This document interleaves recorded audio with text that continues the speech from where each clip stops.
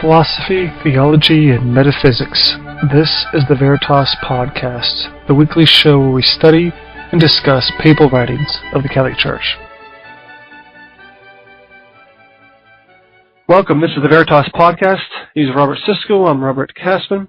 In the previous episodes, we've laid the foundation for the idea of what modernism is. In paragraphs 1 and 2, we've been talking about Pius's warning against those inside the church who continuously try to tear her down. And this is a big deal. This is a big point that Pius talks about, instead of just talking about those outside the church. I'm going to play a really short clip of Father Breen, and he is spouting some of the ideas that Pope Pius is talking about as condemned. He was the pastor of St. Edward's Church in Nashville, Tennessee. So listen to this clip, and then we'll talk about it. We are fortunate enough to be here with our pastor, Father Breen, this morning. To me, only obedience as adults. We owe to the Spirit of God what we call follow your conscience. It is God's will that we need to know and do. We respect the Pope, but we owe no obedience as adults except to our conscience, to what we feel is the Spirit of God. The committee appointed by the Second Vatican Council, John the 23rd, they came up with a decision that endorsed very strongly the need to have legitimate birth control. Help parents to be responsible, not to have too many children where they cannot afford financially or emotionally take care of a large number. So if you had a dream, a good dream, about what the church would be like in 5 years, some of the things that you would like to see happen. We're not able to wait for this Pope or next Pope to wait another 100 years to say we made a mistake on birth control, or the fact that we do allow women to be at least deacons in the church, and for men to be married and to be ordained priests. So I would like to, as I say, have married men, deacons, especially ordained priests, to allow women to at least be deacons. Let that be a first step. Further on, if we believe in justice, then women should have the same rights as men.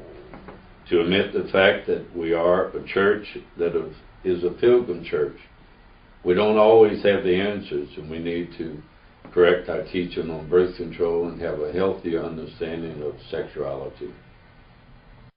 Now, Father Breen is a shepherd of the flock, and Pope Pius has been talking about how these shepherds have been laying waste to the church and leading the flock astray, and yet he's spouting views that are contrary to the faith. Once all this came out in Nashville, the bishop supposedly censured him, but only after some of the laity complained. This is really important because the laity were not being protected from this man's views. But by that point, it was too late. Once he returned to his parish, he was welcomed with a standing ovation. This is indicative to his constant teaching of rebellion and dissent. And this is really important. It was almost like a cult of man. The laity were loyal to him, but not to Christ's church.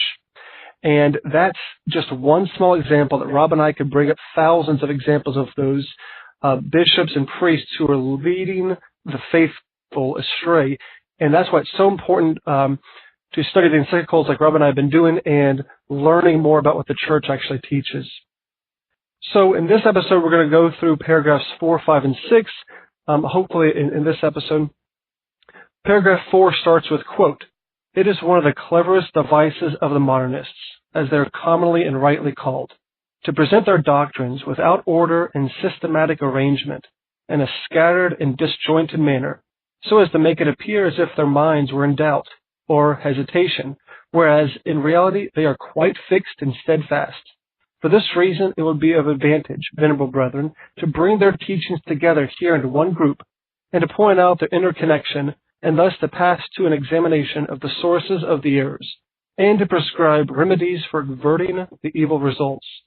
Modernists are disjointed and chaotic in their writing.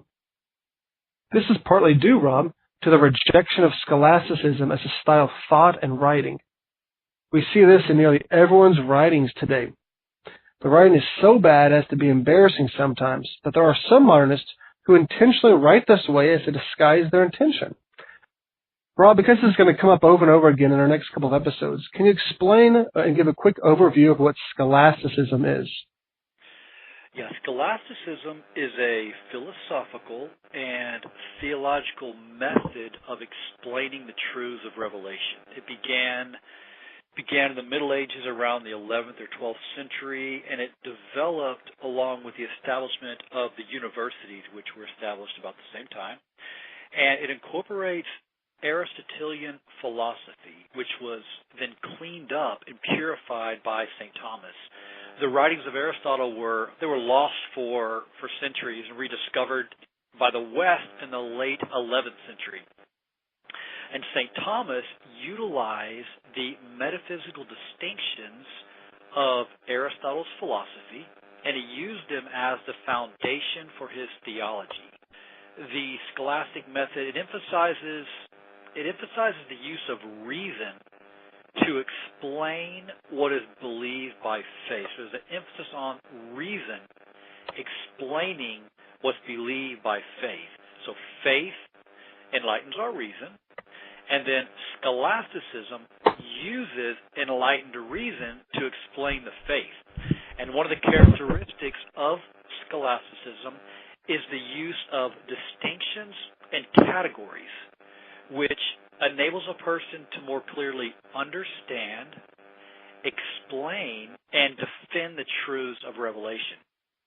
Now, philosophy doesn't teach a person what to think. It teaches them more how to think. And a good philosophy helps a person to think clearly. And a bad philosophy does just the opposite. But one of the main characteristics of a person who's trained in the scholastic method, scholastic philosophy and theology, is great clarity and precision of thought. The priest that brought me into the church, I was fortunate enough to have a really good traditional priest do my catechism classes years and years ago. And I remember how I'd be studying all week, Baltimore Catechism, and I'd have questions for him. And I'd always think, okay, I'm going to ask him this question, and we'll see what kind of answer he gives. And when I would ask him a difficult question, I was always surprised to see how he wouldn't just give me an answer. He would give me the answer. He would go to the board, and he would draw out and show me how to answer the question that I asked. And I was always amazed at how he was able to do that. I now know he could do it because he was trained in scholastic philosophy, and he knew all those distinctions, which allowed him to not only answer the question, not only give me an answer, but give me the answer and show me how to answer the question I asked.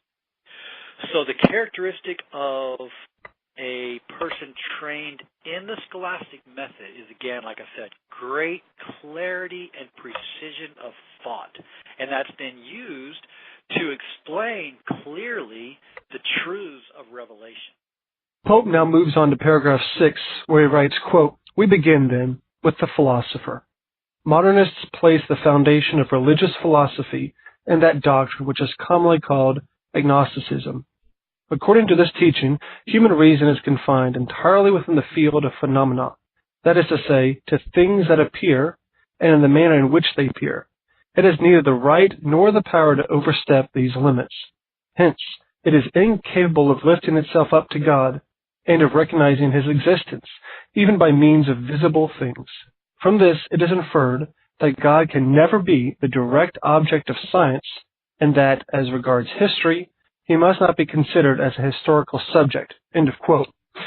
Pius begins with philosophy because it's the framework for any argument.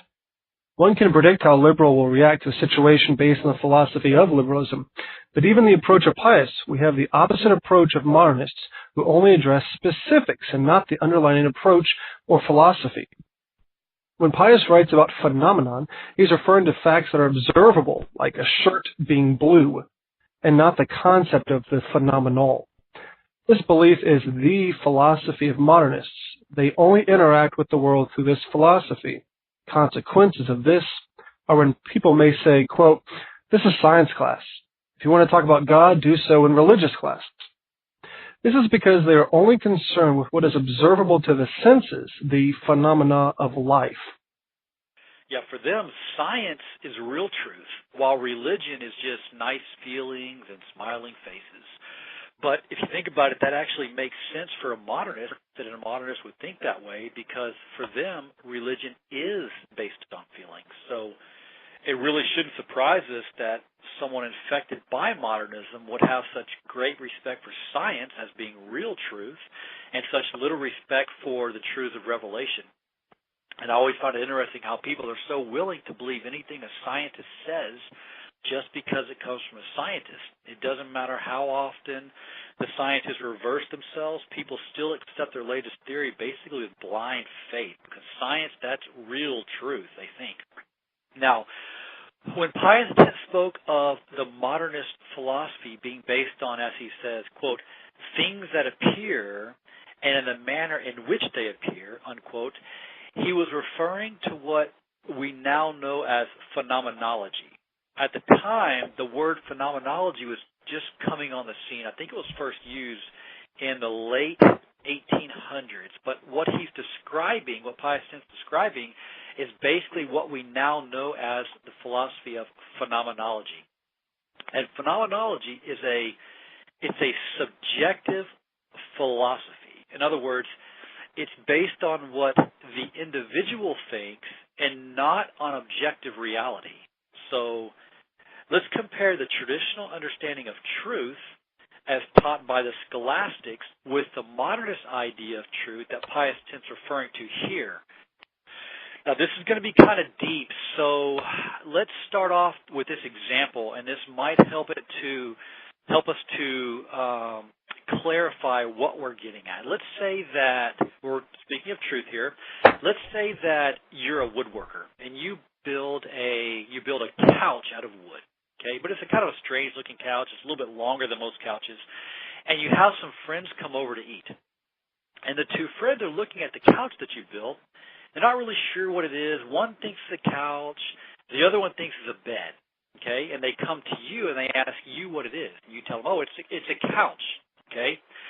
You know what it is because you made it, okay? So the maker of the thing is the one who determines what it is, all right? So you made the couch. You know what the couch is. Now, in some ways, it's similar with God, who created all created things. Now, before we go on, let's make a distinction between created things, which are things that God creates, and artifacts, which are things that man makes. Man makes things out of existing matter. He doesn't create them. The things that man makes are called artifacts. So the couch that you made, that's an artifact. God creates things out of nothing. Those are called creatures. And the things that God creates, they are what God created them to be. So ontological truth is a term that refers to the truth of the created thing. And the ontological truth of that thing comes from the mind of God that created it. Just as your couch, the reality of the couch came from your mind who made it. So God creates an apple tree. The apple tree is what God created it to be. Okay, so the truth begins with God, the Creator. God speaks it into existence because the Word of God has a creative power. So God speaks the thing into existence, and that thing is what God created it to be. What it is conforms to what God made it. When we're speaking of truth, we're always speaking of conformity in one way or the other. So a created thing conforms to the mind of God that created it. So that's the ontological truth, the truth of the thing as it conforms to God who made it. Now there's also logical truth. Logical truth exists in the mind of man.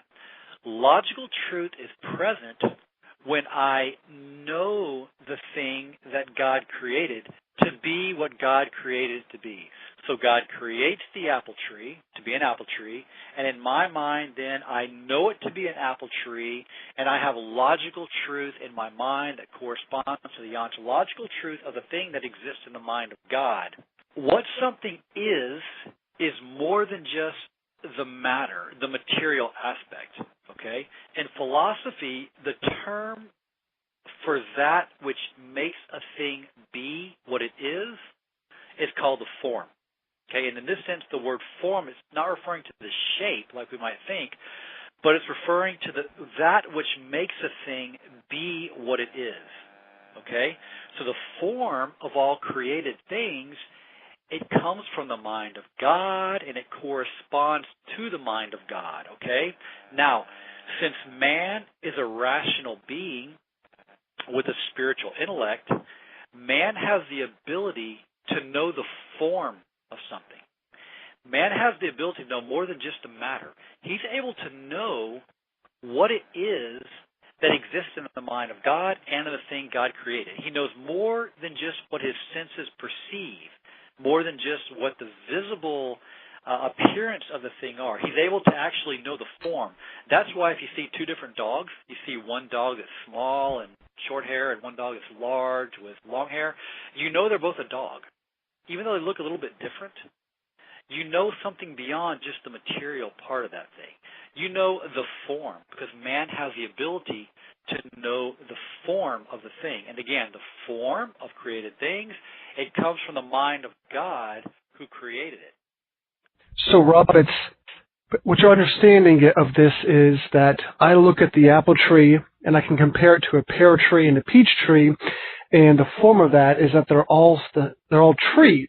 There's some difference in it, but it's kind of like the species or the genus has some similarity to it. But when we're talking about ontological, ontological, ontological truth versus logical truth, ontological is, it is a tree whether I know it or not, whether I agree with it or not, right? But once I understand it as a tree, I'm now becoming logical because I have connected to logic truth. Is that correct?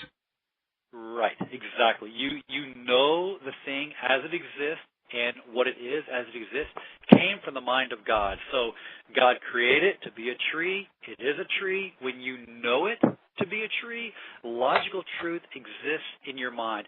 Now, St. Thomas, he explained it this way. He explained that created things,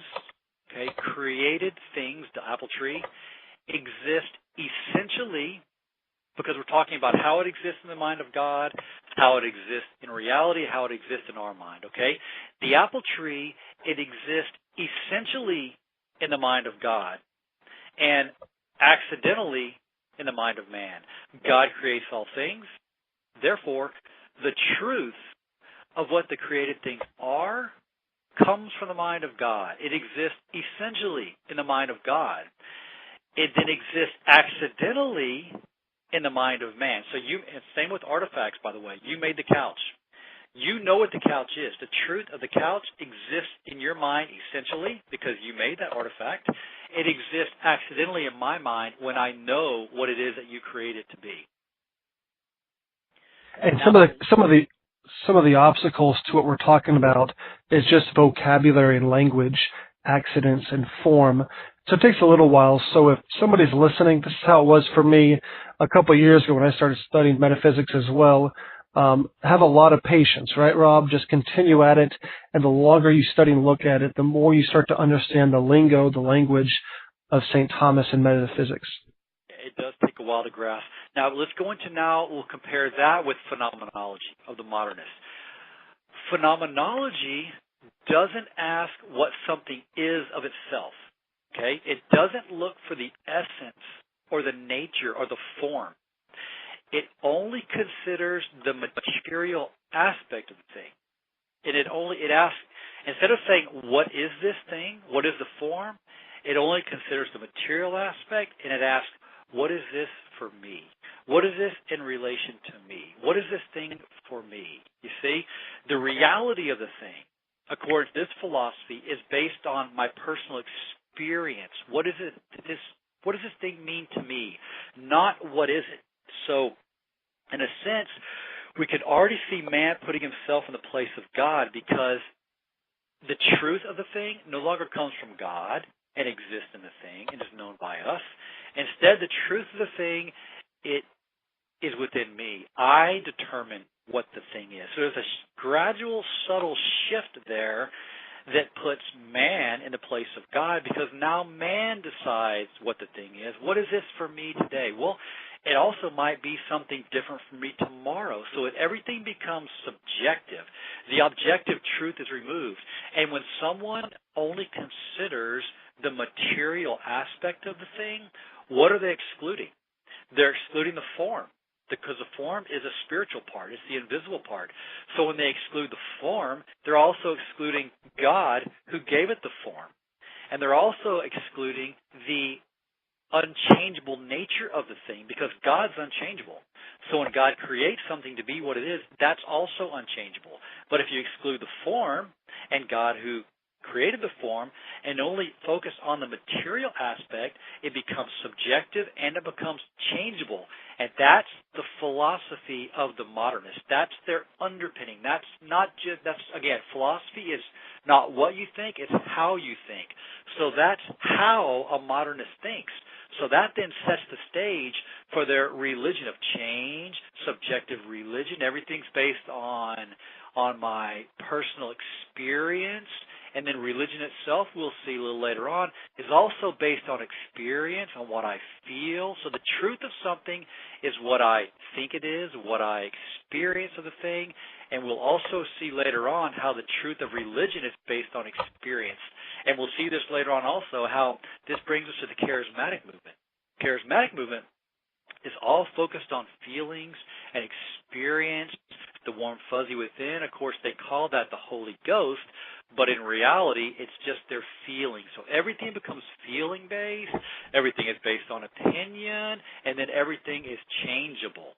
So this is the underlying philosophy of modernism, as opposed to the clear, objective philosophy of scholasticism.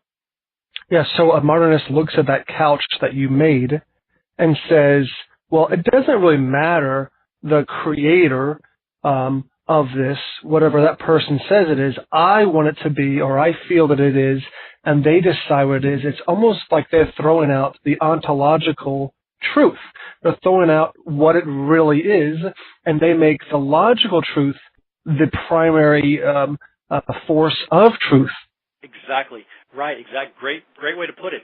See, they look at that thing. It looks like a bed. So it's a bed for me. I lay on it and I go to sleep. It's a bed for me. Okay. Well, a few years later, now I sit on it to watch. Now it's a couch. You see, they do the same thing with things that God has created. It's subjective. What is this for me right now? For me right now, it's a bed. Well, a few years later, now I got a living room. It's a couch now. You see, so that's a good example. It's based on the relation between the person and the thing, their experience with it. There's no objective reality. Again, there's no form. And since there's no spiritual form, there's no God who gave it the form, so everything is what I want it to be, what I think it is at the time. Again, everything that sets the groundwork for the changeableness of created things. Let's continue. Pius writes, quote, "From this, it is inferred that God can never be the direct object of science, and that, as regards history, he must not be considered as a historical subject. Given these premises, everyone will at once perceive what becomes of natural theology, of the motives of credibility, of external revelation. The modernists simply sweep them entirely aside. They include them in intellectualism, which they denounce as a system which is ridiculous and long since defunct." End of quote. Rob, because they only discuss things that they can see and touch with their senses, God is completely kicked out. They have taken out entire parts of truth. The Ten Commandments are not allowed in school ultimately because of modernism. Modernists completely ignore God because he can't be proved based on their rules of proof. They, so-called experts in modernism and Richard Dawkins and those sorts of people, they totally discount what St. Thomas says in our arguments. They say, nope, we decide that those are not even good arguments. And because they sweep out natural theology, they refuse to listen to, or much less be convinced by the church's arguments for knowing God's existence by reason alone. It's kind of like when I talk to a Protestant. And he sets the rules for the debate by saying, you're not allowed to cite any church fathers or counselors or saints. You can only use the King James Bible. Now, prove to me the Catholic Church. Even though it's possible, it's pretty difficult. These modernists claim that revealed truth cannot be properly referred to as knowledge, and that even natural theology cannot be included in the category of knowledge. Because they reject all natural theology, they reject any proofs from that argument, right? Right. That's because everything comes from within man, right, and is based on his experience. And if everything comes from within man, then there can be no public external revelation, since external revelation is outside of man. So that all makes perfect sense. We're almost done here. Pius continues, quote, nor does the fact that the Church has formally condemned these pernicious errors exercise the slightest restraint upon them. Yet the Vatican Council has defined, quote, if anyone says that the one true God, our Creator and Lord, cannot be known with certainty by the natural light of human reason, by means of the things that are made, let him be anathema. Pius continues, and also, if anyone says that it is not possible or not expedient that man be taught through the medium of divine revelation about God and the worship to be paid him, let him be anathema. And finally, if anyone says that divine revelation cannot be made credible by external signs, and that therefore men should be drawn to the faith only by their personal, internal experience, or by private inspiration, let him be anathema. End of quote. Yeah. Thankfully, all the errors of the modernists have been formally condemned by the Church. So there's really no excuse for a Catholic to adhere to these errors. They've all been formally condemned. Now, just briefly, what does a modernist think about revelation? Modernists, again, they don't believe in public external revelation. They don't believe God has revealed immutable truths that man must adhere to by faith. Instead, what they believe is that Christ basically initiated a school. He initiated a philosophy which was then supposed to be developed over time. It was just initiated by Christ, you see? And it's a philosophy that's been developed over time, and it can develop and change. That's what they believe.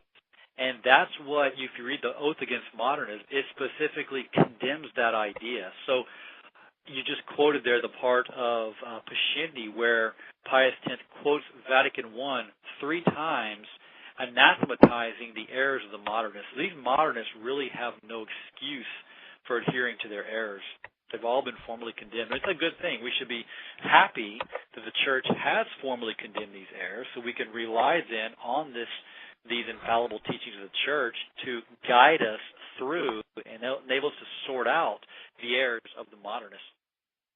But Rob, what's so tricky about modernists is that they could even claim that Vatican Council I's condemnations were truth for the 1800s, and that they don't necessarily apply to us now because times have changed.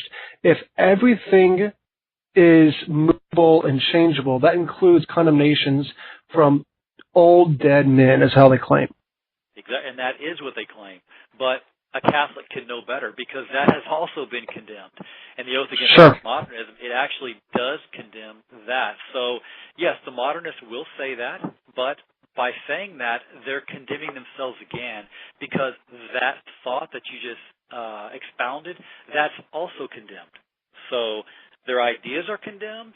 They're condemned for saying that those old truths no longer apply. So again, fortunately, unlike the Arian crisis, like we discussed in our encyclical on Libertas, that was more difficult because they didn't have these infallible teachings of the Church to fall back on.